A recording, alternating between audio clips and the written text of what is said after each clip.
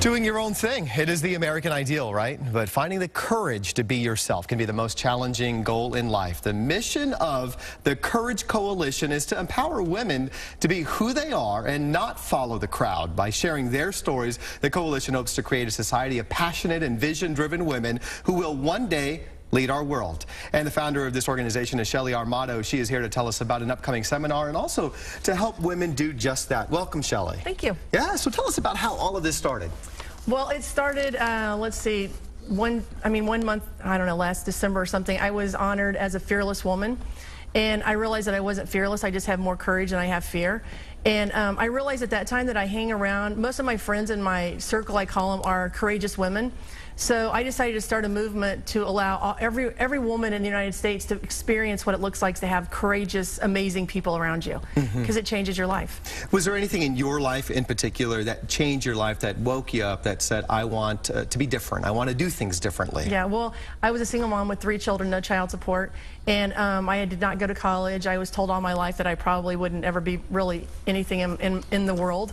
And once God gave me my children, I decided that I was going to defy those rules. And so my first year I started selling real estate. I sold 43 houses in a market where everyone else complained. Well, I was the one that was willing to do what everyone else wasn't willing to do. So I would stand at the grocery store and hand out flyers and ask people to come to my open house, and my children were experiencing that also. So hence I have 3 amazing children that are also changing the world.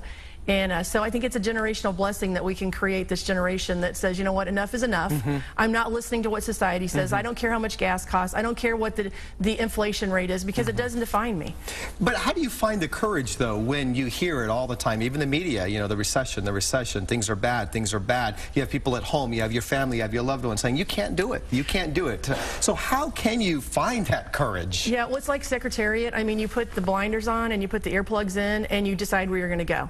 And I started this company that I'm currently the CEO of in 2006 in the middle of what was called the worst recession since whatever time, I don't know, I didn't pay attention. And what's the company? It's called My Smart Plans. Okay. We're a third-party manager of construction documents, so we're totally changing the whole dynamics of the construction process.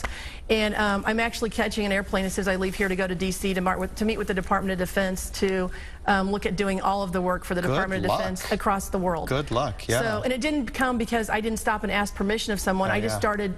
I don't take no for an answer. Is there anything that is something that you're like, oh, that's too hard for me, or that's impossible, there's no way I can reach that goal?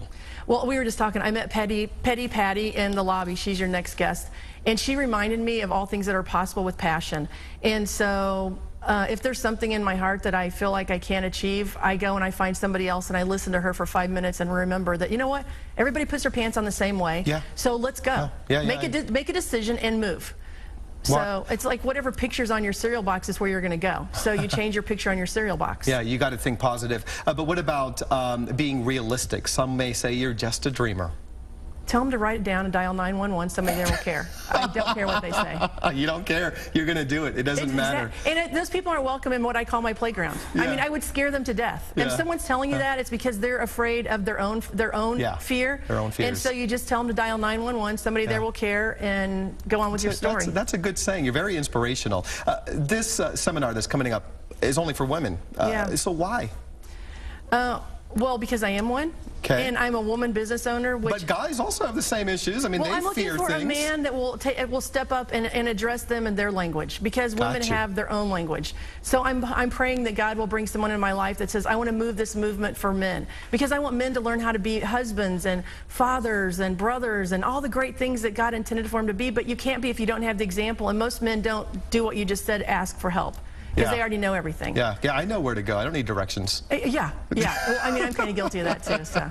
It was awesome meeting you. And nice best of luck on this upcoming seminar. We're going to tell people about the Courage Coalition. It will run June 16th through the 17th at the Argosy Hotel and Spa in Riverside. If you would like to get more information on this seminar, you can log on to our website at www.nbcactionnews.com and click on Scene on 41. We'll be right back.